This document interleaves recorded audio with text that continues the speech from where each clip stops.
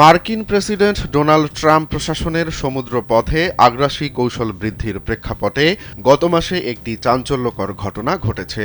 Wall Street জার্নালের শুক্রবারের প্রতিবেদন অনুযায়ী বিশেষ মার্কিন কমান্ডো বাহিনী শ্রীলঙ্কা থেকে কয়েকশো মাইল দূরে ভারত মহাসাগরের চীন থেকে ইরানগামী একটি পণ্যবাহী কার্গো জাহাজে অভিযান চালায়।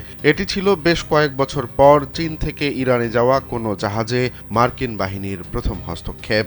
নাম প্রকাশে অনিচ্ছুক কর্মকর্তারা জানিয়েছেন, নভেম্বরের এই অভিযানে জাহাজের ভেতর তল্লাশি চালিয়ে ইরানের প্রচলিত অস্ত্রের জন্য সম্ভাব্য প্রয়োজনীয় বিভিন্ন সরঞ্জাম জব্দ করা হয়। স্যান্ডেলিনা সো, রূপচর্চায় আভিজাত্য। তবে কর্মকর্তারা স্বীকার করেন যে এই সরঞ্জামগুলো সামরিক ও বেসামরিক উভয় ক্ষেত্রেই ব্যবহারযোগ্য। তল্লাশির পর জাহাজটিকে গন্তব্যের দিকে যেতে দেওয়া হয়। এই অভিযান এমন এক সময়ে ঘটল যখন ওয়াশিংটন ভেনেজুয়েলার উপর ব্যাপক সামরিক চাপ সৃষ্টি করেছে।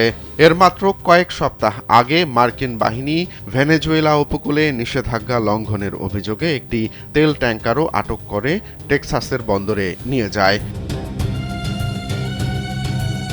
এদিকে চীনের পররাষ্ট্র মন্ত্রণালয়ের মুখপাত্র গুয়ো জিয়াকুন ভেনেজুয়েলার তেল ট্যাঙ্কার আটকের তীব্র নিন্দা জানিয়ে বলেন, বেইজিং আন্তর্জাতিক আইন বা জাতিসংঘ নিরাপত্তা পরিষদের অনুমোদন ছাড়া একতরফা অবৈধ নিষেধাজ্ঞা এবং দূরপাল্লার বিচারিক কর্তৃত্বের অপব্যবহারের বিরোধিতা করে।